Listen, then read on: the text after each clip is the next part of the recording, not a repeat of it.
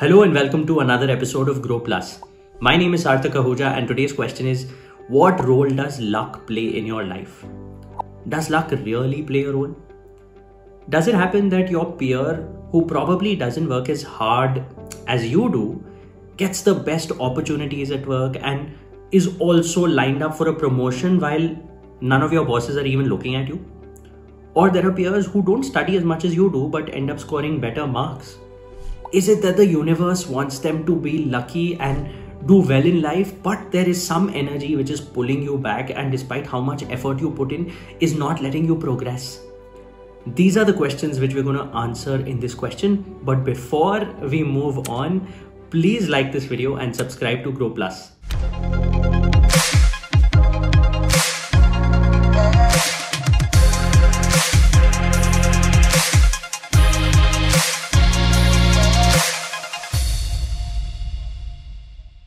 Did you know that Bill Gates was from a very well-to-do family and his mother actually had in her social network the chairman of IBM, which helped Mr. Bill Gates get a big contract which possibly springboarded his career into software development and making Microsoft of what it is today. In addition, if you were to look at the example of Sachin Tendulkar, many years ago when he started his career, he went to the MRF Pace Foundation to try his luck at being a fast bowler and show the people there about his skills in bowling. However, the Aussie legend, Mr. Dennis Lillee, looked at his skills and gave him this one tip saying that, instead of bowling, why don't you focus your attention on being a great batsman? You possibly have more potential there. And see, taking that advice, having met that person, heard it and possibly having implemented that advice, he ended up becoming one of the most legendary batsmen the world has ever seen. Now coming to the example of Mr. Amitabh Bachchan. He applied multiple times to be a radio jockey with the All India Radio and was rejected time and again, which forced him to kind of go into movies. And look at what happened to his career. Would this have happened had he taken up a job as a radio jockey in the All India Radio? Possibly not. Which shows us that being lucky in life is about being at the right place at the right time for the right opportunity to just fall on you, which you are lucky enough to grab, and that can really catapult your career and life in ways that you would not have even imagined. With this, let's try and identify, is there a scientific formula that you can really put around being lucky? To this, my answer is that there are essentially 4 principles of luck. The first one is that people who are considered lucky are actually more visible. They identify opportunities and are quick to act on them. It's possible that your work colleague likes to hang around where, the seniors are hanging out. He finds out what is important, what is it that is being discussed, and can I really make a way to get into the conversation and grab on an opportunity to prove my competence to them? Possibly, which is why being visible is really important. Second is being persistent, especially so when you face failure and you feel dejected and you feel despite putting so much effort, I could not really achieve what I wanted to. So maybe I'm a failure in life, or it doesn't make sense to put in so much effort because other people get ahead without putting in that much effort. Which is why the true secret of being lucky actually lies in being persistent even in the face of failure. The third principle is that lucky people learn from experience, not just their own, but that of others. They're constantly observant about what went wrong in their own life and in others' life and what they could have done better. Not from the perspective of criticizing others, but from the perspective of understanding the world, its ways, and being a dynamic personality in this dynamic world to be able to perform more efficiently in comparison to the competition. And the fourth and last principle is, of course, being intuitive and trusting your gut.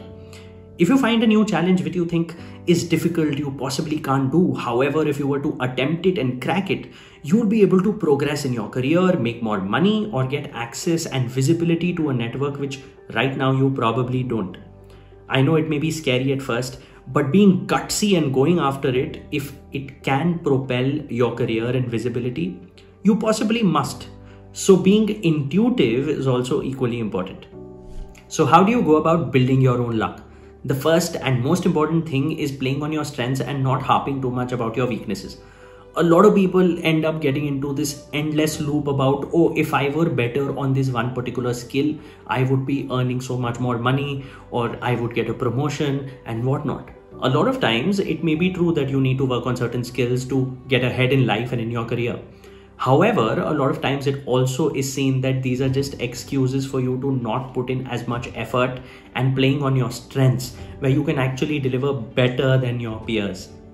Which means there has to be a fine balance between you just constantly working on things that you're not good at, but at the same time, it's equally important to work on skills that you're good at and become better at them. The second most important factor is building on your network. Now, a lot of people tend to feel that I'm sitting and working from home. How do I meet new people? How do I make myself visible? But social media today, platforms like LinkedIn, Instagram, YouTube, Facebook, have given a platform to so many people around the country and around the world that if you really want to show your talent, be it related to work or some other hobby or profession or anything which is of interest to you, you can really start creating content and build a community online where you can be visible and be known for what you do and what you're good at. I know of enough examples of people who've actually leveraged this kind of internet media today to advance in their careers. So that's a great platform for you to build a wonderful network. I'd like to now give you a framework to think through how you can really improve or increase your luck in life. It's got 4 headings: clarity, mastery, personality, and activity. Let's see what all of these mean. Clarity means that you need to have clarity about you really want to do what you're doing right now for the rest of your life, or if not for the rest of your life, then probably for the next 2 years, 5 years, 10 years. Does this fit in your short-term goals? Does this fit in your long-term goals? Or is there something else which makes you feel more fulfilled in life? Are you doing this only to satisfy your parents or show something to your friends? However, there's not enough conviction from you to do this? I think conviction from self about doing or pursuing something is the most important thing, and which adds maximum to clarity. Which is why it's really important that you yourself are convinced that what you're doing is something for your betterment that you would love to do every single day. That's finding clarity. Now let's understand mastery. So it's not news that you have to be really skilled at your job and be someone who knows a lot more than your competition if you really want to get ahead in your career and be lucky at what you do.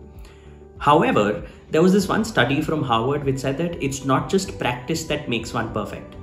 You must have heard of this rule of 10,000 hours, saying that if you were to do something for 10,000 hours, you would become an expert at it. The Harvard study actually says that it's not practice, but deliberate practice which makes you perfect. How is deliberate practice different from practice? Deliberate practice means that in your area of interest or work, every day you need to find a new topic or a new avenue which you don't know and learn about it and add that to your body of knowledge. That actually helps you become an expert and not doing the same thing that you already know for 10,000 hours, which means upskilling, learning and development has to then become a part of your everyday routine and life. So you're not just learning for work or for passing a particular exam, but you're learning because you want to improve as a person. That's where mastery comes in as an important factor to increase your luck in life. Now, to explain the concept of personality to you, let me first explain the Pygmalion effect. What does it mean? So say as an example, you think of yourself as a nice person. Now, because you think you're a nice person, you treat other people nicely and with respect. When you do that, other people really like hanging out with you. They tell you, oh, you're so nice, we love hanging out with you. They treat you nicely. When they treat you nicely, you feel good about yourself. You feel, yes, I'm such a nice person. People are telling me that I'm really nice. They're appreciating me.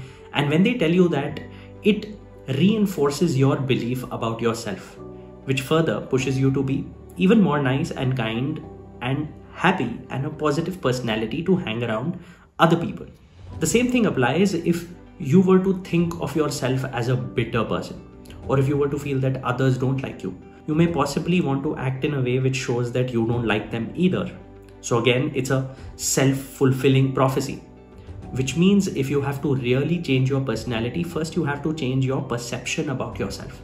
You will have to really love yourself and let yourself be taken as a positive personality who's always happy, joyful, out there to help other people, add positivity in everyone's life.